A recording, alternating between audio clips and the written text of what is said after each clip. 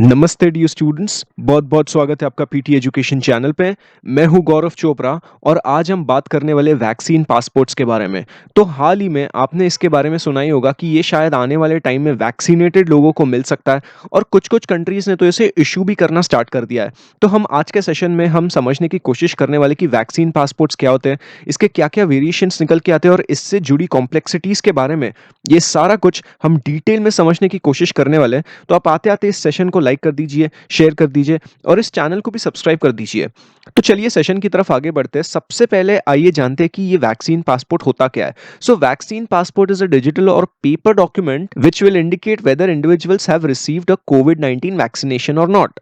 तो भले इसे पासपोर्ट कहा जाता है, यानी हमारे दिमाग में तो सिर्फ फिजिकल कॉपी आता है ना, फिजिकल फॉर्म में जो पासपोर्ट हमारे पास रहता है, लेकिन ये डिजिटल फॉर्म में भी आता है। अगर हम वैक्सीन पासपोर्ट की बात करें तो इसमें ये जानकारी रहती है कि बंदा या बंदी को कोविड वैक्सीन लगा है या नहीं, और in some cases recently tested negative for the corona virus. तो इससे क्या होगा? इससे ये होगा कि जिन लोगों को वैक्सीन मिल गई है, ये लोग फ्रीली इधर उधर ट्रैवल कर सकते हैं, कहीं भी ट्रैवल कर सकते हैं। They can travel more freely with in the communities, दूसरे मुल्कों में जा सकते हैं या नॉर्मल लीजर एक्टिविटीज में पार्टिसिपेट कर सकते हैं जिसमें कोविड के चलते इन एक्टिविटीज पे रेस्ट्रिक्शंस थी। तो आइडिया बड़ा सिंपल है, vaccination proof of an individual, जो कि बहुत सी कंट्रीज का बेसिक क्राइटेरिया है अगर कोई भी बंदा एक कंट्री से दूसरी कंट्री को ट्रैवल कर रहा है। कोविड के पहले भी ऐसा ही था, जैसे येलो फीवर के लिए वैक्सीनेशन का प्रूफ ट्रैवलर्स को लगता था, है ना, कि अभी भी लगता है, ये मान के कि उन्होंने इसकी वैक्सीन ले रखी है। येलो कार्ड तो सुना ही होगा ना आपने, उसी की आवश्यकता पड़ती है व्हेन यू ट्रैवल। या फिर जो भी इमिग्रेंट्स अमेरिका में परमानेंट रेसिडेंट्स बनना चाहते हैं, पीआर से पहले उन्हें टोटल 15 डिजीजेस के लिए वैक्सीन लेनी पड़ती है, जो कि यूएस के डिपार्टमेंट ऑफ हेल्थ के द्वारा जारी की जाती है। तो ये कॉन्सेप्ट न्यू तो नहीं है, ये पहले से ही यहाँ पे है। कोविड क्योंकि पेंडेमिक है और येलो फीवर जैसे एंडेमिक नहीं है, इसीलिए ये वैक्सीन पासपोर्ट का कॉन्सेप्ट इतना मशहूर होकर निकल कर आया है। तो वैक्सीन पासपोर्ट का आइडिया भी सेम ही है, you get a paper document or a digital copy as a proof of you getting a jab, that's it. अब इससे ये एक इंपॉर्टेंट चीज निकल के आती है कि सारे रिकॉर्ड्स डिजिटली सेव हो जाएंगे सभी कंट्रीज के, मतलब जिसने भी वैक्सीन लिया है उसका रिकॉर्ड ऑनलाइन स्टोर हो जाएगा, तो इजीली समझ जाएगा कि वो इंडिविजुअल ने वैक्सीन का शॉट लिया है या नहीं। सो इससे फिर क्वारंटाइन नॉर्म्स बाईपास किए जा सकते हैं, पब्लिक प्लेसेस पे जाने की अनुमति दी जा सकती है उन वैक्सीनेटेड लोगों को, gym, swimming pools, social clubs वगैरह ऐसे जगहों पे जाने को मिल सकता है उन लोगों को, provided you have taken the jab. खैर अभी के लिए तो universally accepted version of vaccine passport आया नहीं है, वो आना बाकी है, ठीक है। तो इसके ये सभी पॉजिटिव्स को मद्देनजर रखते हुए काफी कंट्रीज और ऑर्गेनाइजेशंस इंक्लूडिंग कंपनीज ने ऐसे डिजिटल प्रूफ्स इनिशिएटिव्स लॉन्च किए हैं। अगर हम overall global vaccination roll out के बारे में बात करें तो इसराइल में सबसे तेजी से लोगों को वैक्सीन मिल रहा है। इसराइल्स कोविड-19 vaccination programme has been the world's fastest. आधे से ज्यादा एडल्ट्स को वहां पे एक वैक्सीन का शॉट तो लग ही चुका है, और जितने भी 50 साल की उम्र से ज्यादा के लोग हैं उन सभी को दोनों डोसेस लग चुके हैं। अब वहां पे 16 साल या उससे ज्यादा की उम्र वाले लोगों की बारी आ चुकी है। इमेजिन इतना फास्ट। अगर हम इंडिया से कंपेयर करें तो ये काफी यहाँ पे स्लो चल रहा है ना। तो इसराइल में जो हर्ड इम्यूनिटी आने की संभावना है, यानी 70 to 80% लोगों को जब वैक्सीन लग जाएगी तब हर्ड इम्यूनिटी आएगी। तो वो हर्ड इम्यूनिटी की सिचुएशन पे इसराइल वेट नहीं करना चाहता, वो 21 फेब से ही अपने लोगों को जिन्हें वैक्सीन अभी मिल चुकी है उन्हें जिम्स, कॉन्सर्ट हॉल्स, थिएटर्स और इंडोर वेन्यूज वगैरह जैसे जगहों पे जाने की अनुमति दे दी है। इन सब जगहों पे वैक्सीनेटेड इंडिविजुअल्स पे पाबंदी हटा दी है। तो इसमें इसराइल वैक्सीनेशन के प्रूफ का इस्तेमाल कर रहा है। कुछ कुछ ऑर्गेनाइजेशंस और नॉन प्रॉफिट एसोसिएशंस ने भी अपने ही वैक्सीन पासपोर्ट के वर्जन्स निकाले हैं for international travel purposes. IATA यानी इंटरनेशनल एयर ट्रांसपोर्ट एसोसिएशन, जो कि ग्लोबल ट्रेड बॉडी है जो सभी एयरलाइंस को रिप्रेजेंट करती है, वो अपना खुद का ही एक ऐप बना रही है IATA Travel Pass करके, which will provide airlines and other aviation industry stakeholders with a common platform to check for the proof of vaccination and its validity। तो इसमें लोगों की बायोमेट्रिक इंफॉर्मेशन ली जाती है और ये अपने वीजा और एंट्री रेगुलेशंस के डेटाबेसेस की मदद लेने वाला है ये IATA। Even for that matter, अगर हम कॉमन्स प्रोजेक्ट की बात करें जो कि एक नॉन प्रॉफिट ऑर्गेनाइजेशन है, वो भी अपने ऐप कॉमन पास पे काम कर रहा है, which would contain passengers vaccination record. Washington post के मुताबिक लोग ऑलरेडी कॉमन पास यूज कर रहे हैं on selected flights out of New York, Boston, London. और अगर हांगकांग की बात करें तो हांगकांग में तो ये दिसंबर से चल रहा है। United, jet blue, Lufthansa, Swiss international and virgin Atlantic, ये सभी एयरलाइंस के थ्रू कॉमन पास यूज किया जा रहा है। तो मोटा मोटी देखे तो ये ट्रैवल और हॉस्पिटैलिटी इंडस्ट्री को बहुत बेनिफिट देने वाला है, ये देने की काबिलियत रखता है। ये दोनों इंडस्ट्री कोविड के चलते काफी मार खा चुके हैं, करीब $1 ट्रिलियन का लॉस इन इंडस्ट्रीज ने खाया है।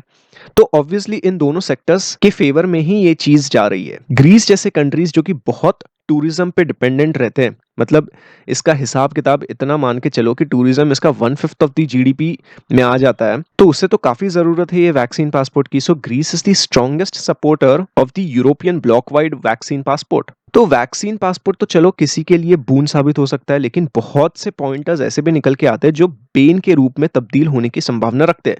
सबसे पहला स्टेप, किसी भी पॉलिसी को इंप्लीमेंट करने से पहले ये कुछ सवाल पूछना जरूरी हो जाता है। Questions of fairness, questions of cohesion, private approaches to risk versus communal ones, trade-offs between infection and economic activity, and the question of what lockdowns have done to people's psychology। तो सबसे पहले स्टार्ट करते हैं security से। तो अगर ये vaccination के रिकॉर्ड्स डिजिटल फॉर्म में हो जाते हैं तो इससे जो वल्नरेबिलिटीज है वो काफी ज्यादा निकल के आ सकती है। गवर्नमेंट्स अगर इसे रेगुलेट कर रहे हैं तो उनके पास उनके सिटीजन्स का सारा डेटा रहेगा। चाइना में क्या हो रहा है, यही तो हो रहा है। वहां पे गवर्नमेंट ने वीचैट के द्वारा इस कॉन्सेप्ट को लागू करने की कोशिश की है और कुछ हद तक सफल भी हुई है। और वीचैट चाइना में बहुत कॉमन है, ऑलमोस्ट सभी लोग वहां पे वीचैट से कनेक्टेड है। तो सरकार उनका हर एक लोकेशन ट्रैक कर पा रही है, हर एक बंदे का जिसे वैक्सीन लग चुका है वहां तो उसका एक एक कदम मॉनिटर किया जा रहा है। तो ये प्राइवेसी इश्यू तो निकल के आता ही है।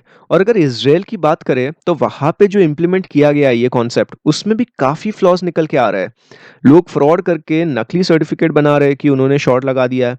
अब इससे घातक चीज क्या हो सकती है, अगर कहीं सोशल गैदरिंग, पब या रेस्टोरेंट में जाना है और वहां पे सभी ऑनेस्टली वैक्सीन का शॉट लेके सर्टिफिकेट प्रोड्यूस कर रहे हैं उनके ऐप से, एंड मानो ये कोई फ्रॉड आकर वैक्सीन अभी तक नहीं मिला है जिसे, लेकिन फिर भी झूठा सर्टिफिकेट बनाकर वो दिखा रहा है। और बार्स और रेस्टोरेंट्स अपने बिजनेस के बारे में ही सोचेंगे ना, वो इतना स्ट्रिक्ट, इतना स्ट्रिंजेंट तो नहीं रहेंगे एंट्री एग्जिट के लिए।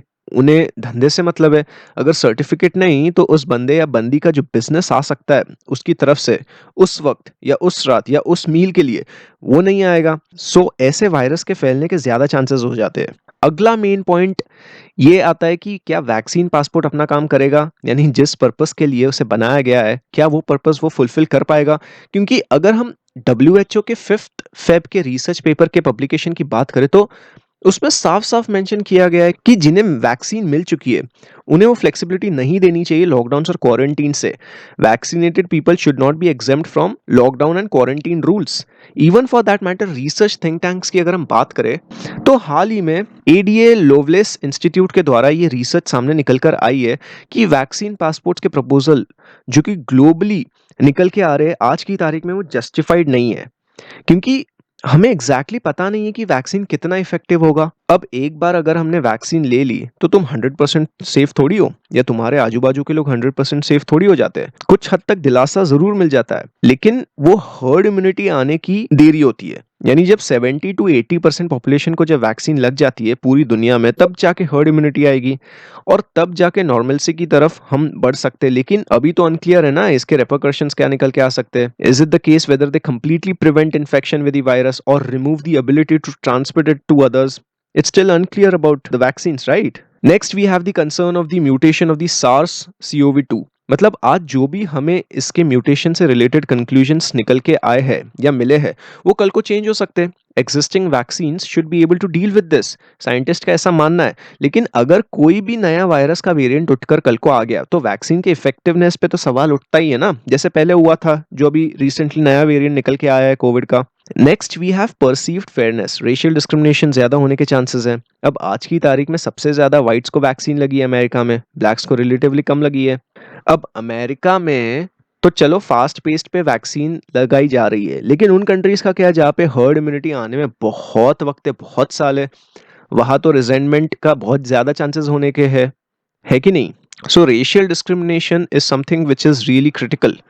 मोर ओवर अगर हम बूढ़ी जनता की बात करें, उन्हें तो पहले अभी वैक्सीन लग रहे हैं है ना? जो कि सबसे हाई रिस्क पे और लगने भी चाहिए। तो अगर इन्हें वैक्सीन लग गई है एंड वैक्सीन पासपोर्ट के माध्यम से ये old age population who are actually pensioners, जो पेंशन से पैसा कमा रहे, ये ट्रैवल बहुत अगर स्मूथली करे, और दूसरी ओर एक नौजवान जो लॉकडाउन के चलते घर पे बैठा है, जिसे सर्विस करना है या बिजनेस करना है, वो ट्रैवल पे कॉम्प्रोमाइज करेगा because of the lockdown. So how is this fair? अगर हम on a global scale private employability की बात करें तो अनएम्प्लॉयमेंट इससे बढ़ने के बहुत ज्यादा चांसेस है। अगर कल को मानो एम्प्लॉयर्स ने ठान लिया कि वैक्सीन लगे बिना जॉब नहीं मिलेगी, तब क्या किया जा सकता है? And employers are actually considering this at least for some jobs. Well, vaccine लगने के बाद असिम्प्टोमेटिक केसेस 90% से कम हो जाते हैं, लेकिन फिर भी ये सब कंसर्न्स काफी इंपॉर्टेंट निकल के आते हैं। ठीक है, फाइनल पॉइंट की मैं अगर बात करूं तो वैक्सीनेशन के पेस का मुद्दा यहाँ पे निकल के आता है। शुरुआत में जिसे वैक्सीन लग गई उसे तो ये वैक्सीन पासपोर्ट यूजफुल आएगा ही, लेकिन एंड में जब सभी को ऑलमोस्ट वैक्सीन लग चुकी होगी तो इसका ज्यादा फायदा नहीं होने वाला। एटलीस्ट इसराइल की अगर हम बात करें, वहां पे तो बहुत तेजी से वैक्सीन के रोल आउट्स हो रहे हैं, तो वहां पे इंडोर मूवमेंट्स के लिए ये वैक्सीन पासपोर्ट इतने काम के नहीं रहने वाले। जैसे कि आप यहाँ पे ये मैप में देख सकते हो, so this is colour grading of population receiving at least 1 dose of covid vaccine, और ये परसेंटेज के टर्म्स में दिया है। यहाँ पे इंडिया है जो कि यहाँ पे कहीं ना कहीं फॉल करता है, इसराइल यहाँ पे सबसे ज्यादा फॉल कर रहा है 50 अबव, यूनाइटेड स्टेट्स करीब यहाँ पे आता है। ठीक है, सबसे मेजर कंसर्न यहाँ पे ये निकलना चाहिए कि ये अफ्रीकन नेशंस का क्या, इन्हें तो 2022 या 2023 के बाद ही मिलेगा अगर ऐसे पेस पे चलता रहा तो आप समझ रहे हो यहाँ पे कितनी डिस्पैरिटी निकल के आ रही है ना? वेल, लेकिन हम एक रियलिटी को तो भूल जा रहे हैं, एक पॉइंट मिस कर जा रहे हैं, जो कि है psychological impact. The biggest unknown of vaccine passports will be the psychological impact they have. बहुत से लोग रिस्क एवर्स हो जाएंगे, यानी रिस्क लेना ही नहीं चाहेंगे, है ना? तो क्या ऐसे स्कीम काम कर सकती है जहां पे वैक्सीनेटेड लोगों को ये फ्रीडम दे दी जाए, टेम्पररी फ्रीडम ही, एंड रीअश्योरेंस दे दी जाए कि हम क्या वाकई हर्ड इम्यूनिटी की तरफ इस बात से जा सकते हैं क्या? और would it slow down the return to normality by suggesting to the newly fearful that their fellow citizens are permanent threat? यानी नॉर्मैलिटी की तरफ जो प्रोसेस स्लो होगी, गिवन कि जिन्हें वैक्सीन नहीं मिली है वो एक परमानेंट थ्रेट के रूप में सामने निकल कर आते हैं। ऐसा हो सकता है because globally rich countries have ordered almost all of the currently available vaccines, meaning that the average citizen in a high income country like US is much more likely to receive a vaccine than a healthcare worker or a high risk citizen in a lower income countries। आप बात समझ रहे हो? तो ये सभी concerns and criticism vaccine passport को निकल के आते हैं। होप आपको सभी चीज़ों का थोड़ा सा समझ आ गया होगा, इस कॉन्सेप्ट का अंदाजा, इसके परिणाम वगैरह सारी चीज़ें समझ गई होगी। तो आपको क्या लगता है, कौन सा कंसर्न आपको स्ट्राइकिंग लगा, कौन सा इंटरेस्टिंग लगा आपकी तरफ से इस वैक्सीन पासपोर्ट पे? इन सब के अलावा और कुछ कंसर्न्स निकल के आते हैं, मुझे कॉमेंट सेक्शन में बताइए। वेल, आज के लिए बस इतना ही रखते हैं। If you like this video make sure you hit that like button, share this video with your like minded friends, colleagues, और अगर आपका कोई सवाल या सुझाव हो तो उसे कमेंट सेक्शन में ज़रूर बताइए। वेल, रैप अप करने से पहले let me remind you we are happy to welcome you to the best course on learning about economy which has already started from 8th of this month. Very affordable premium current affairs are available on YouTube and PD website. An excellent annual GK compilation 2020 is ready. Buy now from the bookstore. ठीक है, so we now come to an end to this session. Here are some useful resources for you from PD family. Make full use of it. उम्मीद करता हूँ ये session आपको पसंद आया होगा। नमस्ते, जय हिंद।